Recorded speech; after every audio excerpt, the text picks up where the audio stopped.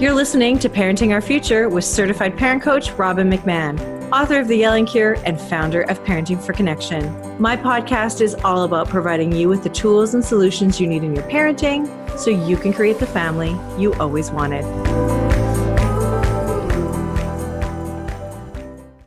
Hi parents, it's Robbin McManne here. Just before you dive into this episode, I want to invite you to join my new membership site for free. My site, which is at www.parent-toolbox.com, is the companion to my award-winning podcast where you will find game-changing tools and resources from me and from my expert guests who are among the top leaders in the parenting world. Join for free today at www.parent-toolbox.com. Now back to the show. Hello, everybody. It's Robbin McManne here. Welcome to another episode of Parenting Our Future. And as I do so often, I have a wonderful guest with me today. I have Stephanie Sims, who is a mom, get this, of 4 boys, and she has another baby on the way. She's not telling if it's a boy or girl. I don't think she knows, but I don't know. So Stephanie is a budget coach and the creator of a money mindset course. She's also the host of Legacy Through Motherhood podcast, talking about all things related to faith and finances and health and mindset and marriage, all with the goal of generational change. I love that, Stephanie. Welcome. I'm so happy. Thank you. This is great. So where did this all come from? Because I don't think we wake up one day and say, you know, I'm going to be a budget coach. Right. Right. Well, and I really, generational change really was kind of the first word that popped into my mind when I wanted to start my business, because we talked a little bit beforehand, but, I grew up around just, relational brokenness with divorce and all kinds of stuff. And my husband and I we started dating when I was 16, he was 19. We've been married now for almost 11 years. And I grew up around addiction and just poverty and welfare and just all of that kind of stuff. Right. And now my husband and I'll tell you my story really quickly, but we are now building wealth. Like I said, we have a healthy marriage. I'm not an addict. Hey. And just, right. So there's this like pendulum that's kind of swung. There's this generational chain that has been broken. And ultimately I owe a lot of that to my mother. She's the one that like did a hard stop, a hard pivot, did some crazy deep work, and ultimately just turned her whole entire life around and ultimately kind of passed me the baton to keep running. And so here I am running with it. So our financial story, yes, I'm a budget coach and I work a ton with money mindset. And about 5 years ago, my husband and I, we had like a negative net worth and we were in a ton of debt. And I feel like I want to say we just did things normally. Like we both went to college, we had student loans. I moved a lot when I was a kid. So once I had a kid, we kind of stretched ourselves for my dream home because I wanted a house that my grandchildren would walk down the driveway to. Like I just wanted a home, you know what I mean? Yeah. And, then we got the cars, we furnished the house, we racked up credit cards and all of this thing. We felt like we were being fairly normal, right? Yeah. Until I realized once I started having babies that I wanted to be a stay-at-home mom. And I had never wanted that in my life. Like I thought I would be in the classroom. I don't know if I said I was a special education teacher. I wanted to be in the classroom for like the foreseeable future until I didn't. And then I realized that I didn't have the choice to stay home because of the financial situation that we had put ourselves in. And I was a teacher. I wasn't like a doctor making a ton of money. Right. Right. And the truth is that I basically had to stay in my job because of the insurance, because teachers have great insurance. Right. And so I'm like, well, this is some bull crap. Let's just be real. So now I have this beautiful house we're never in because we're always working. We drive nice cars that sit in parking lots all day and someone else is raising my children. And listen, people have different things, but for me, I didn't want that. Right. And so we got pissed basically. And my husband and I, luckily this does not happen all the time, got convicted at the exact same time. We downsized our home when I was pregnant with my third. We sold cars and I learned how to budget like a freaking boss. And 5 years later, we are now debt free outside of our mortgage. And we have almost like $750,000 in net worth through passive income and whatever. And the Wow. reason that I always kind of talk about that story is so many people think that getting out of debt or whatever it is going to take them like 20 years. And the truth is, like, really, we were probably debt free after about 2.5 years. And then we really started to build wealth. So now I turn around and help other women do the same thing. Wow. Okay. So let me just, okay, I got to think about that for a second. So, okay. So you and your husband, both on your modest salaries, right? You're a teacher. I don't know what he was doing at the time. He worked for Target. Oh, okay. So yeah, So he was really modest. Yeah. And then you just overextended yourself with a beautiful home, cars that probably were outside of what you could really afford. Oh, for sure. Yeah. 100%, right? And then furniture that I'm sure was beautiful, but also unaffordable. And debt more and more and more just keeps growing, right? Right. And I get And that I will too, say that right? we were able to, like, we could quote unquote afford the payments, right? That's where we get in trouble. Like, we could afford the payments of things, but ultimately it took all of our income the second we got paid. Right. Yeah. So you were house and car rich and cash poor, right? Yeah. Mm-hmm. Or however they say it. Yeah. Okay. And so then you guys kind of freaked out. You got mad, like you said, and Yes. you were like, forget this crap. This does not make any sense. And so you, let's be honest, were courageous enough to say, I don't need this crap. This stuff doesn't need to define me, right? The big, beautiful house. And like, that's what I'm saying. Let's be honest, because that is what we strive for, Sure. right? A beautiful house, great cars, the whole thing, right? That's the dream, and nothing wrong with that dream. But if you can't afford it, right, you got to be real with yourself, right? That's what you're saying. Right. Yeah. And, and exactly kind of what I was saying was, like, I moved a lot when I was a kid, and we do this often as adults. We overcompensate, or we try to fit into this lifestyle or something that we either wish we had as a kid, right? Yeah. We try to make it up for something that we wanted that we didn't have, or we maybe try to live up to what our parents had when they were like 50 at 20, which happens a lot with these generations right now, where we just want it immediately. And so that's what we freaking did. And it was a mistake. True. That's so true. Yeah. Like, I'm not going to wait till I'm 50 to have this. Right. Yeah. Yeah. I remember my husband and I, when we first got started out in our first little house that we had, it was so tiny. It was so cute. I have the best memories of this little house. And we had this little envelope, which was like an accordion envelope thing that we got from, the office supply store. And it had little pockets in it where we would take cash out and we'd put it in the pockets. Like, this is all we have for spending. This is all we have for entertainment. This is all we have for groceries, the whole thing. Right. Yes. So we tried to do that too. And then the thing is, when kids come, things get really expensive. Right. Yes. Yeah. So go ahead. Yeah, no, I was just going to say, well, and it also is kind of like romantic almost to be young and broke. And, we're living off of SpaghettiOs. And I remember our first apartment, we had like lawn chairs, like, instead of a couch before we had it. Like, that's kind of cute and romantic, and it's kind of fun. But once you start to have a family, then all of a sudden, like, that's not cute anymore. It's not so cute. It's not so cute. No. And then that's where, money is what I think it's now the third leading cause of divorce. And I actually just did a whole thing on this on my podcast, the 12 main reasons people fight about money in their marriage. And that's where that starts, right? Because all of a sudden it's not this cute honeymoon phase, we're broke, this is fun. It's like, okay, crap, things are due. Things are getting called due, and we need to figure this out. Yeah.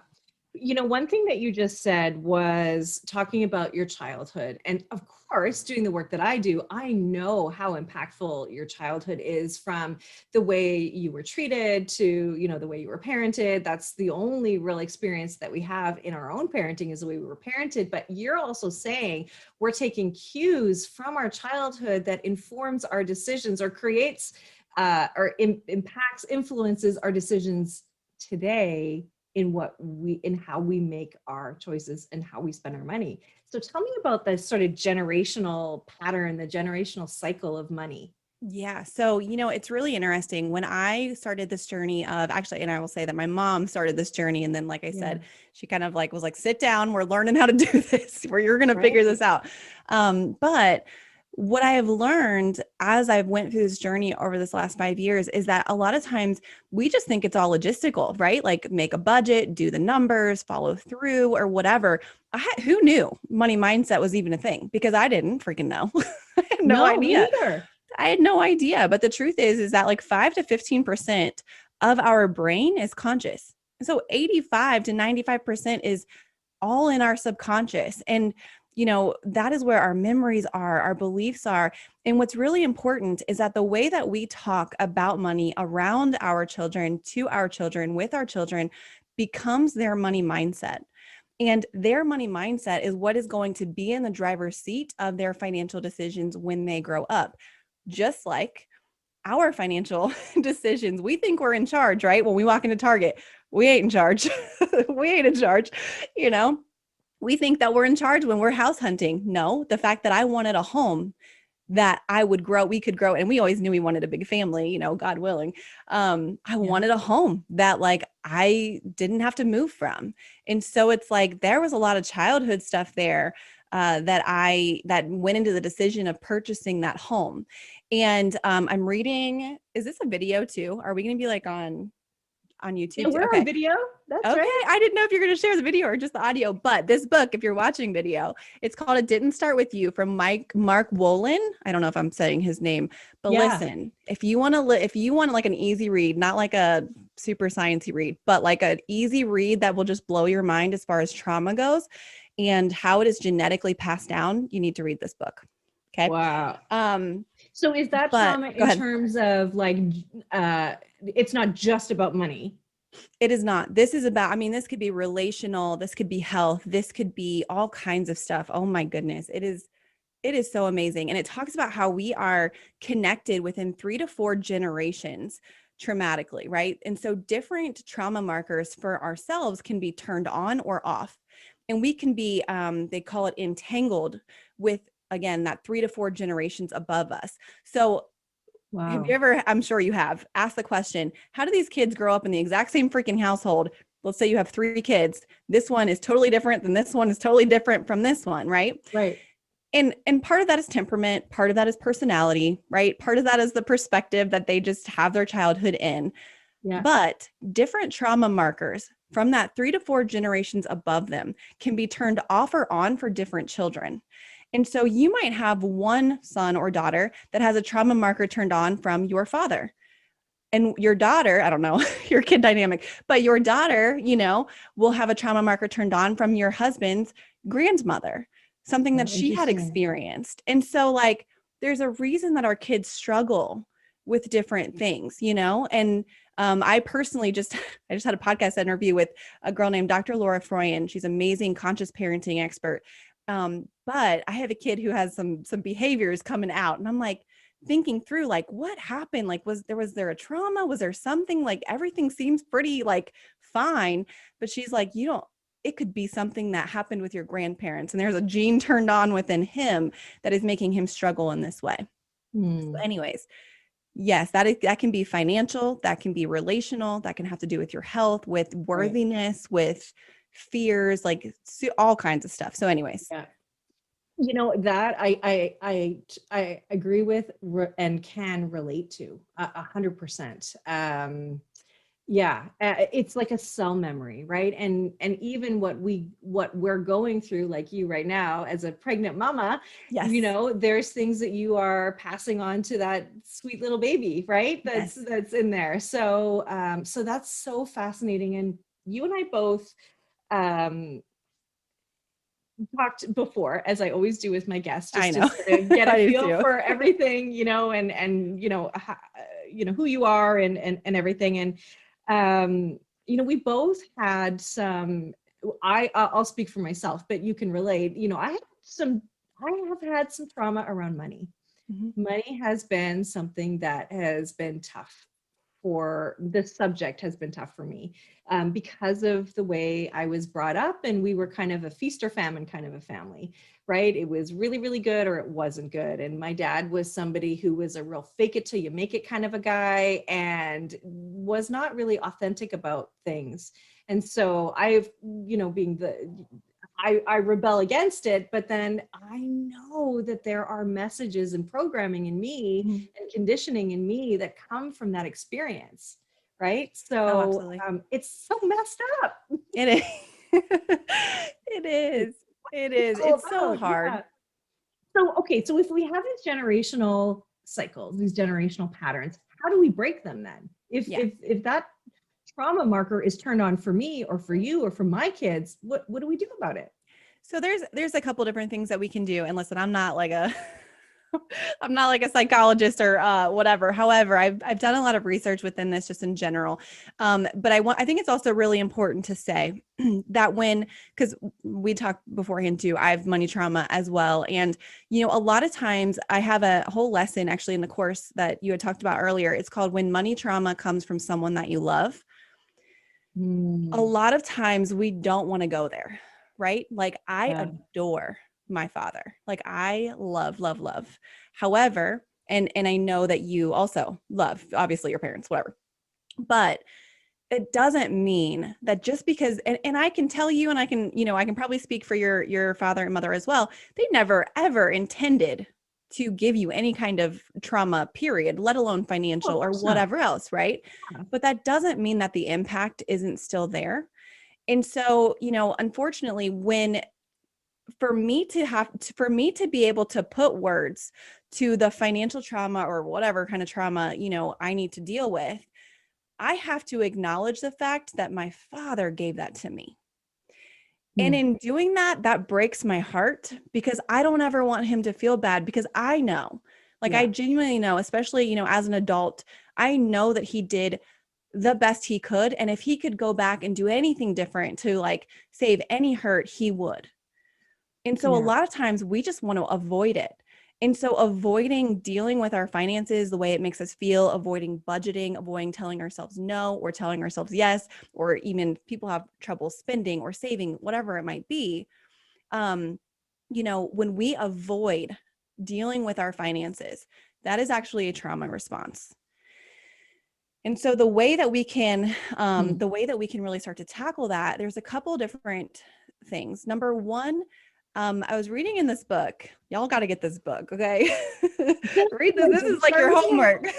Yeah. This is your homework you got to read tonight. But I was reading in this book, when we experience something really traumatic, it kind of, especially as a child or even really as an adult, it kind of passes past that doesn't make sense, goes through our frontal cortex or whatever, that the logical part of our brain. It kind of bypasses that and goes immediately just to our feelings and this sense of something, right?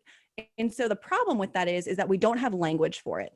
All we have is this feeling. When my husband and I or my wife and I talk about finances, I just have this feeling. Or when I go to spend money on something that is frivolous, I have this feeling. Yeah. When you know what I mean? All of these things. And so once we can start to put words to that, then we can begin to heal, because then we can usually trace it back to, our parents or a situation that we had or whatever it might be. And so I don't know, I'm going to stop there for a second, but there's a lot of work that we can start doing. Yeah. Okay. I just want to say what you just said is that avoidance, for one, right? And I'm sure there's other things that people do, is a trauma response. Yes. Holy crap.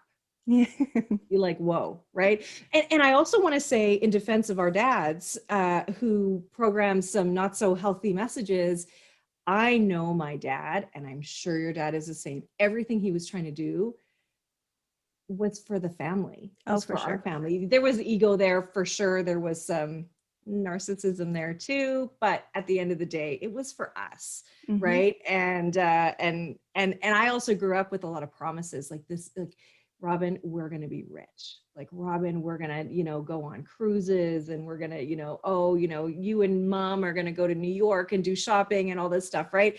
And I believed it. And there was a sense of loss when I came to terms with the fact that wasn't going to happen. Right. Right. That was trauma in and of itself. Yeah, absolutely. And, yeah. And you're right about not having the language, because there is this sort of sick feeling. And I know the feeling you mean. Right. When you go to make, or you have to look at it, you have to look at it, you have to speak it, Yes. the debt or the whatever, right? Like that is really hard. Yeah. I'm an avoider. I'll admit it. I think the majority of people are, we're also an avoider of the fact that our income has limits. Hello, credit cards, right? Like we avoid a lot of stuff. I mean, this is a full pendulum, right? Like you could be avoiding, like I said, like somebody who will not spend anything on anything frivolous because their security is within their money, possibly because when they were a child, there was this scarcity mindset that was passed down, right? Like, no, we don't have enough for that. We can't afford that. Like money doesn't grow on trees. Very common language, right? And so, as a child, we internalize that as there is a finite amount of money and we have to hoard it. And though saving is obviously good, too much of a good thing isn't a good thing, right? Yeah. The same thing with people who just spend like crazy and rack up tons of debt. Also a response of like, could be rebelling from always being told no. Or I know that I have a budget client right now. She was never told no. She was always told yes. And so, you think, listen, I could get into so many rabbit holes right now, but wealth can be a burden for your child if you do not teach them how to deal with money. Okay. It's not just a blessing to be able to pass down a lot of money. So just even being able to say yes to your child all the time, that is not a blessing because she is now an adult, has no idea how to say no to herself, her children, her spouse. That gets you in a financial situation. You know what I'm saying? So yeah. There's a lot there. Yes. Well, and there are in the work that I do, there are areas of our lives that are so important that we spend no time training for, understanding, or being or teaching, right? And I would identify 3 right now that I can think of. One is parenting, and I think, look, this is the most important job that we do, period. And when I look at how much time and effort we spend in like your student loans, the amount of time that you spent in university, all of that stuff, right? To become a teacher, but this is the most important job and we spend virtually no time training for it. All we have is the experience that we had in our own childhood, right? So, so there's one that we just think we should know it. And maybe I'm weak for needing help or, or struggling, right? And then there's deep shame and all that stuff, right? Guilt, yep. Yeah, the other one is cleaning and organizing. We're never really taught how to do that, right? And that's women's work. So just because I am a woman, I should know how to do that. Nobody taught me how to organize and how to keep things. Oh, and there's a total difference that I learned from being able to clean your house and keeping it clean. That's 2 different things. Yeah. And also, where do I put stuff? How do I organize stuff? How do I, all that stuff, right? You learn on the job, really. And then, like you said, money, how to budget, how to save, how to invest, all of those things are really, really important. And we know now that in today's day and age, first, children are, their life expectancy is into 100 years, right? Our wages, for traditional jobs may not be enough. So we have to look at ways of bringing in new income and different things like that too, right? So we have to be real about that too. I know that's not exactly what we're talking about right now, but this is also the reality of where we are in the world. Yes. And so a couple of things. Number one, yes, 100% yes. Like we learn about finance a little bit when we're like 17 years old and we like would rather be at a football game. Right. And then, I went to a 4-year degree. I have a 4-year degree plus some of my master's, and I never took a finance class again. And so what happens is that we wake up from that romantic part of like SpaghettiOs with a newly married or whatever, or, you know, even if you're single or whatever. And then all of a sudden bills are called due and you're like, crap, I actually Yeah. don't know how to budget. And that seems like such a simple concept. Yeah. But unfortunately, so many people have a lot of negative connotations with a budget. The only thing that they think that is that they have to say no to themselves and they have to restrict themselves. They don't realize that a budget is very freeing and that it actually is kind of your accountability partner to make sure you're spending within your values. And so let me just hop over really quickly. If you have kids, something that I teach, kind of a, you know, say this, don't say this. It is totally fine and appropriate for you to tell your kids, you know what? I'm so sorry. Like, we can't afford that. Or don't say we can't afford that. I'm sorry. You know, we're on a budget right now, and that's just not in the budget. It is okay to tell your kids that and to give them some boundaries. But then you also, I mean, almost 50-50, if not the other way around, 60-40, you need to be saying, hey, and put this in your budget somewhere. You know what? This candy bar or, you know, toy or whatever, this is in the budget right now. Would you like to have it? Because when we are constantly saying, no, we're on a budget, like we can't do that. When we are adults, are we all not terrified of budgets? We are. Right. Right. Because and that's like, what I'm battling. It's like a lack of freedom, right? And you're saying it's freeing, and I'm like, not so much, because we do have to say no, but saying no is not a bad thing. Saying no to the thing is saying yes to freedom and saying no to debt, right? Right. And I will always say it is a no, right? It's like, and listen, we are the most marketed to freaking generation out there. Oh my goodness. Yeah. Yeah. So when we create a budget, right, we're sitting down at our kitchen table, unemotional. Hopefully our phone is off maybe, so we're not getting marketed to right now, right? Right. And we say, you know what? We value putting this much in savings. We value this much for an annual vacation. We value this much for, you know, I don't freaking know what, investing, whatever it is, right? Eating organically, what kids sport, doesn't freaking matter. And then that's it. And so then when I walk into Target, and I like always get the dollar aisle and the office aisle, those are my two things that I'm like, gotta have more Post-it notes. But it is a no. Like when I walk in there, it's not a no period. It's a no because. It is not a no, Stephanie, you cannot have another freaking journal, period. It is no, you cannot have a journal because you value date nights with your husband that your money is budgeted for. Right. No, you cannot have that cute thing in the dollar aisle or whatever, or a new maternity shirt, because you value the vacation that you are saving up for and having X and right. So it's more like this angel devil on your shoulder of like, I just keep me aligned with my values. That's what a budget really is. I love that. I love that. So, okay. So a couple questions for you. First and foremost, how did you do it? So you and your husband were like, nope, I'm not going to do this anymore. So what did you do? Sell the house, sell the cars? Did you quit your job? Like, how did that all work? Because I think everybody wants to know, who's listening right now, how you did it. Yeah. So we downsized about 1,000 square feet right after I had my third. So people were like, what the heck are you doing? You downsized to 1,000 square feet? No, we downsized from like a 2,800 or so square foot house to about a 1,600 where we're in right now. Actually, we're getting ready to move back into a bigger house, but now we're doing it like almost not completely in cash, but it's a totally different feeling to move into a house that fits your needs and whatever, when you can actually like not just afford the payment, but it's like so much freer or so much lighter. Anyways. So yes, we downsized our home, which took a huge chunk out of our mortgage. I actually did transition home. We sold my husband's car. Now this is important because this is cars are a trigger, man. People love their cars. They do. It's status, it's a lot of things. Yeah. I personally am like, listen, the same McDonald's wrapper are in the bottom of my like used van as is in your nice car, whatever.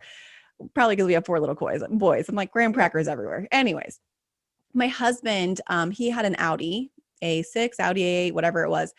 And so that was his dream car, right? I got my dream house. He got his dream car. So we paid that. A year later, we turned around and sold it. That car payment, along with, I had a SUV, I think we were paying almost $1,000 a month in car payments. Oh my God. I'm surprised it wasn't 1,000 just for the Audi. But anyway. No, it was like $555 or something like that a month. I can tell you this because literally when I went through getting debt free, I like knew that payment, man. Freaking knew that payment. And so anyways, we turned around after about a year and we sold it. And I will tell you, we lost money on it. And Oh, I bet people you want to did. argue with people want to argue with me and say, I can't sell my car that is draining me $600 a month because I'm going to lose money on it. We lost about $2,500 on it. So we paid about 5 months of this car payment without having the car. But let me tell you, paying 5 months was so much better than the next 60. Yeah. And so there is kind of a line there, right? Like you don't want to just be totally dumb financially, but like Dave Ramsey, I don't know if you follow him at all, but he calls that kind of stuff stupid tax. Like you make a stupid financial decision and you lose money. You know what I Yeah. mean? Like Yeah. it just happens. And so we lost money on that, but it also selling that car got my family out from underneath that debt. So that along with the car, along with really reining it in, I mean, I'm talking going like you started, I don't know if we talked about this. We were talking about the envelopes, right? The cash, Yeah. the having a set amount and sticking to it, respecting that our income had limits. And I mean, we were full throttle. So Yeah. Yeah. Yeah. Well, I remember, I mean, it sounds terrible, but we'd have like our welfare dinners, right? It was just like spaghetti and like yes, ragu, Cheerios. or whatever. Like it was like that was a $2 dinner and we had leftovers, Yeah. and yeah, egg on toast, butter noodles, the Yeah. whole thing, right? Yeah, Yeah. yeah, definitely. Yeah, and it's funny though, because is it not a trap? As you make more money, you spend more too. So you've got to be cognizant of that as well, right? Oh, absolutely. It actually, there's statistics that show that the higher income you have, like the more debt that you are in, just because we automatically kind of up that income or up that spending when we make more. Makes sense. And all the things that you've dreamt about, you can have now, but maybe Yep. you can, maybe you can't, right? Right. Okay, so that's how you did it, and then you also became a coach, and so you were able to provide some income that way as well. Is that correct? Yeah, I've only been coaching for not even a year now. Okay. I used to do it for free. So, and then I'm like, hey, I'm actually really good at this. Not to say whatever, but it's, I don't think you can be a guide until you've been on the journey. And then I've just Oh, realized there's so many people that I'm like, oh man, I've been there. And so, I mean, I work with women. I actually do, my coaching is like a 90-day cycle. So I create the budget for them. And a lot of times, I think that my coaching and stuff is different because, Dave Ramsey, Every Dollar, Mint.com, all those budgeting apps, that kind of thing. I feel like you're drowning financially and they're like, hey, let me teach you how to swim. Like do this and put your money here. That's not what I do. If you are truly like drowning financially, which typically it's almost like when people are drowning financially, when they come to me, they think they're drowning financially, but really all they need to do is stand up. You know what I'm saying? And they're not quite as far deep yeah, as you're they only in think. 2 feet of water or Yeah. 2 inches of water or whatever. Yeah, yeah, I get you. Yeah. And so my coaching, I feel like I don't try to teach you how to swim when you feel like you're drowning. I literally do the budget for you, period. And we work together and we make sure that sounds good and looks good and feels good for you. But then I create your 90-day budget.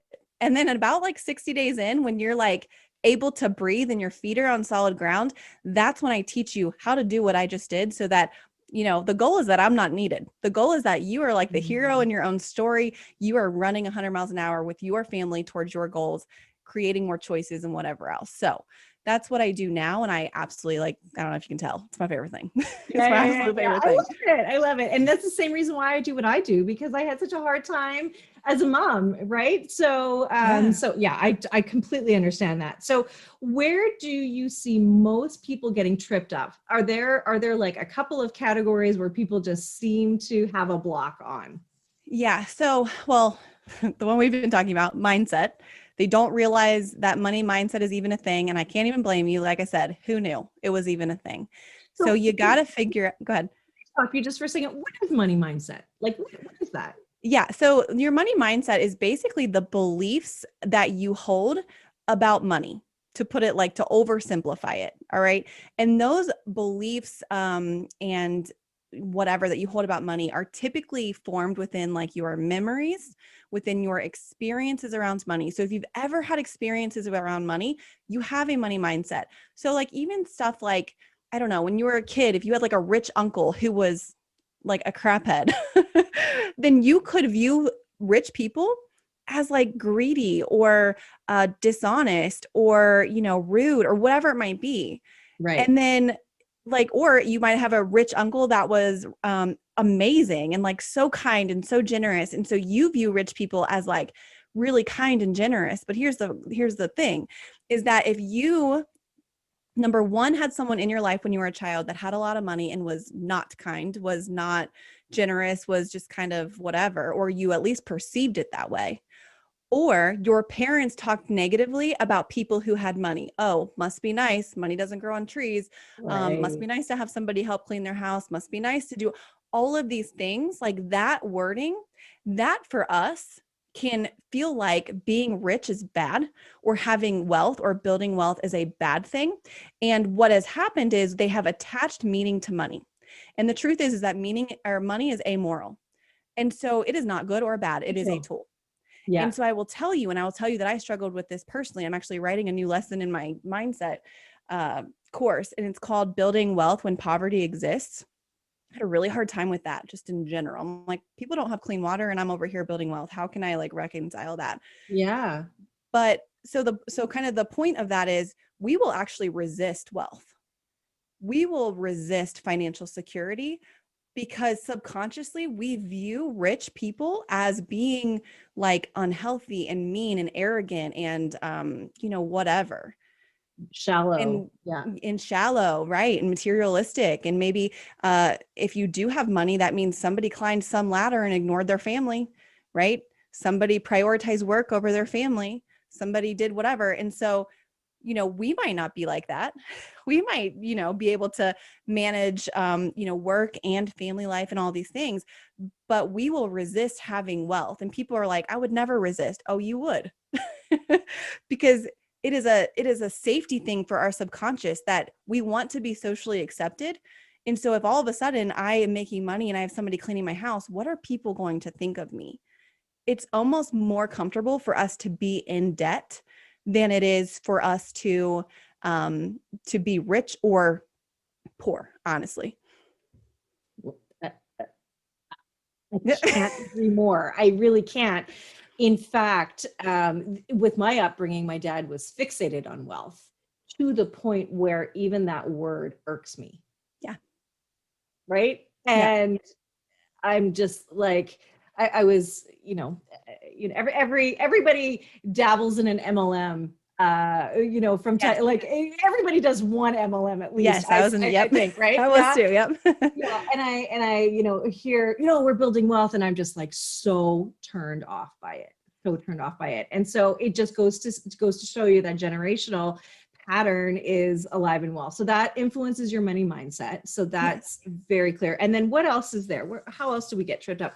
And thank you for letting me interrupt your flow to explain that mindset piece. Thank you. No, I think that's perfect. I think just that whole generational thing. So, but I have a quick question. So are you okay with building wealth, or do you feel like you don't care about building wealth?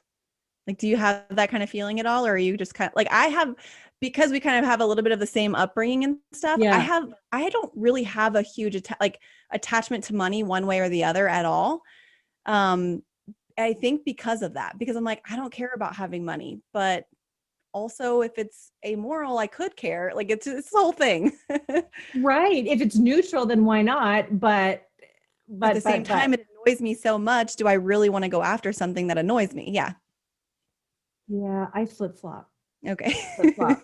I do. Yeah. If you want an honest answer, I flip flop, because part of me is like, no, I just like, what do I care? I just want, to have a great life, like just to have enough to live in this beautiful house that I live in, and, be with my husband and my kids, and be able to take vacations, like a pretty modest life. And there's also part of me that's like, well, of course, bring in Right. all the abundance. I'm worthy of it. Right. Yeah. So yeah, it's a balance, I think. Yeah. If I'm going to be really honest, it's a flip flop. So I know that I'm going to be taking your course because I think it's really important for me for me personally, for my own growth, to get past this block. For me, it is a block for me. It really is. And I Yes. don't want to bring that generational stuff in. And when you start, as I'm listening to you and I'm starting to think about how do I relay that to my kids as well, right? So Yes. being conscious of what I'm saying and conscious of what I've heard.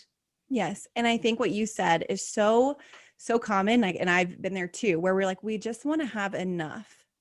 Yeah. And I feel like this is where this debt kind of feels comfortable to us because, again, we don't want to be rich because we don't want to be perceived as like these people who are really shallow and whatever, because that's what, there are plenty of rich people that are amazing and not shallow, but whatever. Of course. And Yeah. then we don't want to be received as quote unquote poor because there's all kinds of stigma that comes with that also. So with debt, what debt does is we have money. So, and we are perceived as having money, right? Because we have the nice house, we have the nice car, just like I did 5 years ago. We have the nice X, Y, and Z. We're not perceived as poor. So our subconscious is safe there, but we're also not rich because we are binded by the chains of debt. So our subconscious is safe there also. And so there is a whole thing there to just really dig into and figure out like that you can have money, right? And be safe and whatever else. So anyways, so I'll kind of cap that because I could go on forever about mindset. I love what you're saying. Yeah. Thank you. But the second thing that I think people get tripped up on that I see honestly is organization. I am telling you, Robbin, that I will work with people who are 2 months behind. And this is like true story. I'm not exaggerating at all. 2 months behind in payments, have things in collections, and turn around after our 90, actually this one we worked 2 90-day cycles together. So 180 days. I mean, they paid off almost like $19,000 in debt. Wow. And they are completely cut up. They have a savings. And it's like, I will say, I think one of the stimuluses was in there. So, that, but this is a very modest family, one stay-at-home mom, another career that's a modest paying career. I'll say that. And so it's like, it's really just the organization. And I think when people get paid weekly, that is when people get tripped up because oftentimes you don't have one paycheck that will completely cover a mortgage, let alone the groceries and the gas that need to come out that week. And so then we're like, when do I keep money? When is it okay for me to pay off debt? And it's just an organization thing, which is why I'm really big about doing the 90-day vision, because then I feel like you can be really confident, just like, making those decisions day in and day out. So organization, money mindset, I think those are probably and then really just like accountability, right? Like it's that, I think just that is a big part of it also, because we are taught as women, but really just in like generationally, that talking about money is rude or taboo. And so we don't freaking ask the questions we need to ask because it's like awkward, right? Yeah. And so I'm really passionate about just normalizing this conversation about finances with women in general. I love it. That's so good. And you're so right. You're so right. Yes. Yeah. I love everything that you're saying. So you're saying money mindset, organization, accountability. And what comes to mind for me actually is, it's funny. It's something that I say to my clients all the time, is that I know that what I'm asking you to do, to look at your child in a different way, to not react, to respond, is uncomfortable.